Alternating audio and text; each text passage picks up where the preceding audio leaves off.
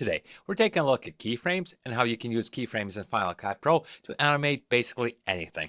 First of all, what is a keyframe? A keyframe in Final Cut Pro, or any other Animate, locks a specific parameter's value at a specific point in time.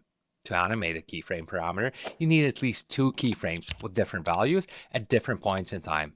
Final Cut Pro then automatically calculates the values between your keyframes, creating a smooth motion from your first keyframe to the next. To demonstrate this, let's keyframe the opacity in our first clip. We'll move our playhead a few frames into our clip, and up in the inspector window, bring the opacity slider all the way down to 0. This makes our clip completely transparent, and since there's nothing under our clip, all we see is a black screen. If we had another clip layered under our timeline, we'd see that clip. We'll add a keyframe here to the opacity value by clicking the keyframe button in the inspector window. Since we only have one keyframe, nothing changes in the clip, so the entire clip is still transparent. If we select our clip and press Ctrl V to open up the video animation bar, the keyframe we set is marked with a keyframe icon in the opacity section. Now, to add an animation to our clip, we need to set another keyframe with a different value. If you keyframe any parameter in Final Cut Pro and make any changes to that parameter in the same clip, Final Cut Pro automatically adds another keyframe at that point in time.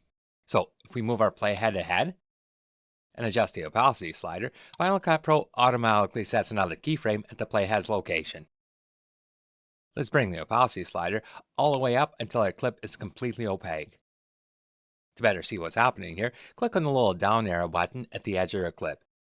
Now, if we go back to our first keyframe, where our clip is completely transparent, as we move the playhead towards the second keyframe, the opacity value increases over time, going from 0 to 100% between our keyframes. This is a gist of how keyframes work. If you need to speed up or slow down your animation, we can go and grab the keyframes in the video animation bar and drag them closer together to speed up or further apart to slow down our animation. Now, let's take a look at a more useful example of keyframing by keyframing the transform parameter for a fake camera pan in our next clip. First thing we need to do is scale up our clip to give us some room to pan. Open the viewer zoom dropdown and set this to about 25 or even 12.5%. Select the transform tool, grab one of the corner handles, and drag out to scale up your clip. Click and drag anywhere inside the wireframe and move this clip to the right side of the screen. Move your playhead to where you want the pan to start, and add a keyframe to the transform parameters by clicking the keyframe button in the top left corner of the viewer window. If you don't see it there, deselect the transform tool and select it again. Click the keyframe button to add a keyframe here. If you look over in the video inspector window, the keyframe icons beside all the transform parameters turn yellow. This means any adjustments we make with a scale, rotation, position, or any other parameters here will all animate. Move your playhead ahead to where you want the animation to end, and use either the on-screen controls or the controls in the inspector window to reframe your clip. Let's make our clip a bit smaller and move it over to the left side to simulate a camera pan and a zoom all at the same time. Since we already keyframed the transform parameter, another keyframe is added to anything we adjust.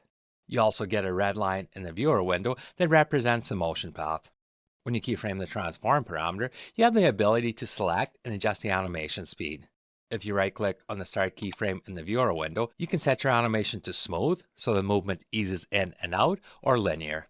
If you select smooth, you can also adjust the easing amount by clicking and dragging this control point away from the keyframe for more easing, or towards your keyframe for less easing. You can also adjust the motion path of your animation by dragging this control point up or down to curve the red line. The same thing can be done with the end keyframe. Click Done to hide the on-screen controls and set the video frame to fit your viewer window again. Now, if we play back our clip, instead of a boring still shot, we have a cool camera pan. So, what else can we keyframe in Final Cut Pro? Well, for starters, we can keyframe the other two tools from the Transform drop-down menu. We can keyframe the Crop tool and make animated split screen effects like this, or the Distort tool for a virtual camera effect. But that's not it. Basically, any adjustments we make to our clips or any effect we add can be keyframed. For example, if we want to add a title to our clip and blur the background just when our text is visible, we can easily do that with keyframes. Add a title above your video clip and set the duration for it. Open your effects browser, grab the Gaussian blur effect and add it to your clip. Move your playhead to the start of your title clip Set the amount of blur you want, and add a keyframe to the blur amount slider by clicking on the keyframe button in the inspector window. Move your playhead back about 5 to 10 frames, and bring the amount all the way down to 0. The keyframe icon turns yellow, telling you a keyframe has been added at your playhead's location. So the blur in your clip animates from 0 to whatever you set it to in the 10 frames right before your title clip. To bring the blur amount back down to 0 after your clip, move your playhead to the end of the clip and add a keyframe to lock in the parameter again. If you open the video animation bar and skim through your clip, the amount between your second and third keyframes doesn't change because both values are the same. Move 10 more frames ahead and bring the amount slider back down to 0. So now we have our blur animate in at the server title and animate out at the end. Another parameter you can keyframe in Final Cut Pro that most people don't even know about is color corrections or color grades for some really cool effects. Let's change the color of this man's shirt in our next clip. Set your playhead at the start of this clip, go to the color inspector, and add a hue saturation curves correction. Add a keyframe to this parameter. Now, move your playhead to the end of your clip, grab the eyedropper tool for the hue versus hue curve, and sample a shirt's color in your viewer window. Back in the inspector, you get 3 control points. The middle one represents the color you sampled, and the 2 outside control points limit the range. Grab the middle control point and drag it up or down to change the selected color range. Let's make it green. Since the color correction is keyframed, as soon as you made this adjustment, Final Cut Pro added another keyframe. Now, if we play back our clip, the color of the man's shirt slowly changes from the original blue color to green. Final Cut Pro also lets you keyframe audio effects and even your clip's volume.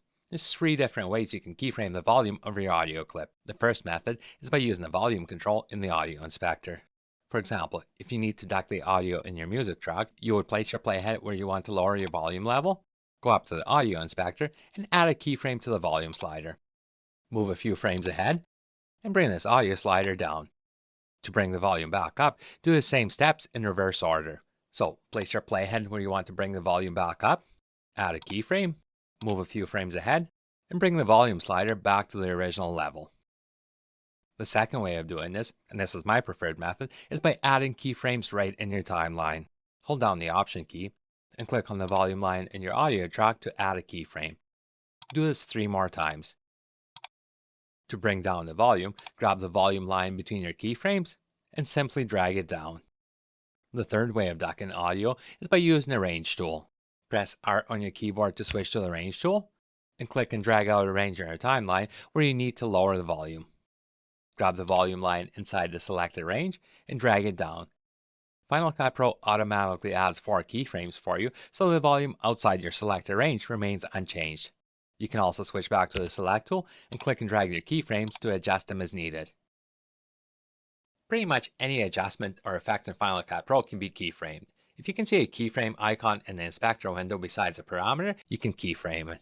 And you can add as many keyframes as you want to a clip. So if you need to, you can keyframe every single frame in your clip. While far from perfect, keyframes are still a super useful tool. If you're not using keyframes, you should start. Thanks for watching. I'll see you back here next week.